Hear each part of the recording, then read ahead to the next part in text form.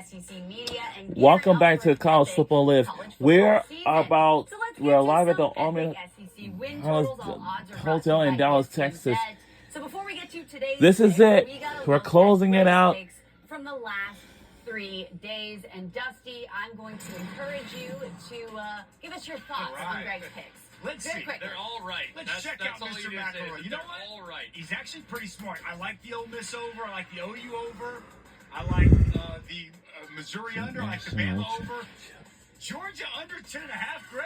That hardest schedule in America. It's the hardest best team one. in America. I don't Give care. me Georgia over. Greg doesn't know what he's talking about. Wait, 11-1. Yeah. I mean, Vegas. You know what? You're just joining the public. That's fine. I thought you were sharp. So when we close out this, we want to thank all of you for tuning to College Football Live over the last 4 days. Auburn over or under 7.5, Greg? Auburn, I like the over. I think Auburn's got a chance to be very, very dangerous. Now, I hate that there's 2 road trips for them as it relates to the win total to Alabama and to Georgia. That's a tough one to envision. They also have to So go to it looks Missouri, like Auburn has the toughest teams they will compete, and that will be Georgia and Alabama. Start strong, first 5 games at home. They could be 5-0 before they head to Athens. I'm telling you, we've seen it in 2013. We've seen it in 2010. When Auburn gets going, they become very, very, very difficult to beat. Disagreement already. I have them starting 4-0. I see improvement in year 2 for Hugh Freeze. I just see them a 7-win team, not an 8-win team. I think the swing game in that one is at Kentucky. If they can win that game, I can see them going over the total. I have them losing that game. I'm going to go slightly under the 7.5 wins. All right, Greg. Texas A&M over under 8.5. I'm going to take the under with A&M. I'm very bullish on their upside.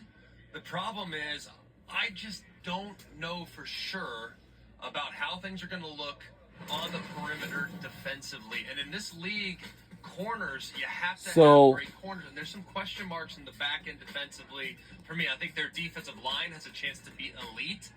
But I also look at the schedule, and there's games that people are just giving them wins in, like at Florida. I think that's a really tough game. I think A&M is a top 25 football team, no doubt about it. But 8-4 is where I have them landing this year. However, a couple very difficult home games that I think they will win. I think they can get LSU, and I think they will get Texas at the end of the year. Over the 8.5 in year 1 for Mike Elko. Wow. I've got them 9-3 out of the blocks. Listen, Mike Elko talked about it today. He said it's been a quiet off season. We've been working. He talked about Tommy Moffitt, the strength conditioning coach. I think this team is focused. I think there's more discipline. I think there's a better work ethic. We know they've got players in College Station. What helps guys outside? A pass rush. And they're going to have that with Nick Scorton coming over. Plus, if Connor Wigman stays healthy, I think that he's going to have a chance to have a great year. Hardest games are at home. I like the Aggies. Dusty, I'm right there with you. Sorry, Greg. All right, Kentucky, Greg, over under 6.5. I like the over here for Kentucky. Right. You kind of talked a little bit about the swing game being Auburn. I think it's a swing game for Kentucky, too. So you really look at this team, and no one's really talking about Kentucky this year. I think they've upgraded at quarterback with the addition of Brock Vandegrift. Devin Leary last year threw a really uncatchable ball, and as a result, it led to a lot of drops, and as a result, it led to a lot of inefficiencies offensively. If you look at how things kind of set up for them, Georgia on the schedule at Ole Miss, very difficult. I think you can get 4 of the first 6 for sure. The top teams out of this is Georgia and Ole Miss. But before that, for Texas A&M, the only team is kind of pretty tough to defeat, which is Texas. The defense for Mark Stoops. Deion Walker is 6'6", 340 plus, and he is a menace inside. J.J. Weaver coming back on the edge. They've got talent at corner. They've got talent at linebacker. The defense will be stifling, and they're going to do just enough to get over that 6.5 win total. I'm sorry for my shock, but I'm glad we're all agreeing as we round out the final one. All right, Arkansas over under 4.5, Greg.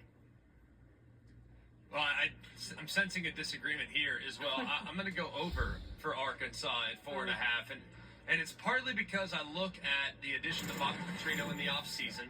All right. I think Bobby Petrino knows this league like the back of his hand. I think they've upgraded at quarterback. And for even though Arkansas- A.J. Jefferson departs Arkansas as one of the all-time leaders in both passing touchdowns and passing yardage. Taylor Green comes in. He's a dynamic runner.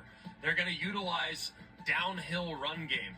And while I do have some question marks defensively, I think they have individuals that they can hang their hat on that can potentially take over the game along the front defensively. So I look at Arkansas, and I think they can be a real problem at home. It's the road games that I think that will be real challenging for them. But be careful if you're Texas, be careful if you're Ole Miss, and be careful if you're LSU and Tennessee. They need to beat Oklahoma State on the road in week 2, and quite frankly, I don't think they're going to. I think Ollie Gordon and Mike Gundy get that game. Look, I want to be wrong, but I've got under the 4.5 wins. Sam Pittman was 4-8 last year. I want to be wrong so bad. I'm such a fan of Coach Pittman. How can you not be? But Taylor Green, he was up and down at Boise State. It is And look, I love 3:54 Bobby p.m. We Petrino. got The 6 offensive minutes to line last 4. year, most sacks given up per game in the SEC. I They hope couldn't they ain't run the gonna ball to last save until their life. Now 4:30 they'cause tried now- to rebuild that. New O-line coach, transfers coming in. I'm just going to have to see it to believe it. Begrudgingly, I go under Victoria. Okay. Well, we're going to talk more about Petrino because coming up in College Football Live, Coach Pittman brings back that familiar face to the Razorbacks. And what kind of impact will that have? We'll discuss. We'll be right back. Liberty needs